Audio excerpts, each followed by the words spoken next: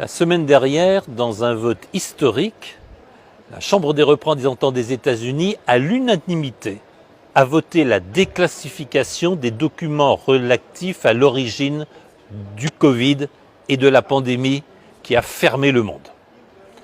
C'est une décision majeure et c'est une décision à laquelle nous, Européens, devrions réfléchir. J'ai trop souvent critiqué les États-Unis pour ne pas savoir en faire l'éloge quand ils le méritent. Il faut bien reconnaître qu'en ce moment, entre les témoignages courageux de mains acteurs de la lutte contre la pandémie devant le Sénat et la Chambre des représentants, notamment sous le questionnement de Rand Paul, à la suite des interventions du professeur Malone, à la suite des enquêtes de professionnels de l'investigation comme Matt Taibbi sur les Twitter Files, à la suite aussi du dévoilement progressif de toutes les questions de santé publique que posent les vaccins contre le Covid-19. Je citerai simplement un projet de loi aux États-Unis qui interdit aux personnes vaccinées de donner leur sang.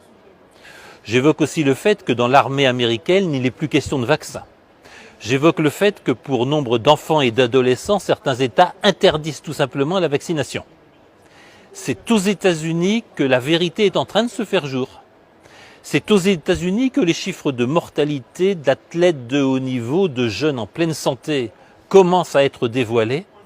Et c'est aux États-Unis que commence à se faire jour cette vérité dérangeante.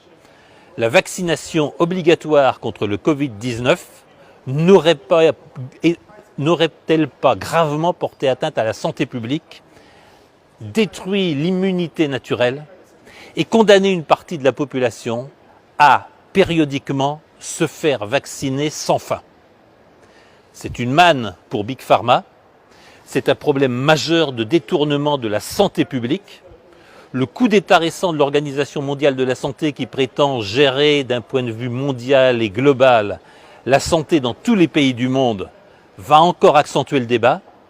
Il faut pour une fois saluer les États-Unis parce que oui, c'est là-bas que la quête de la vérité l'emporte. C'est là-bas que des enquêteurs courageux sont en train de faire émerger la partie cachée de l'iceberg du vaccin. Et c'est peut-être des États-Unis que viendra une lumière que l'Union européenne a toutes les raisons de redouter, que beaucoup d'États ont toutes les raisons de redouter, mais qui est une question de santé publique et, j'ose le dire, une question de salut public.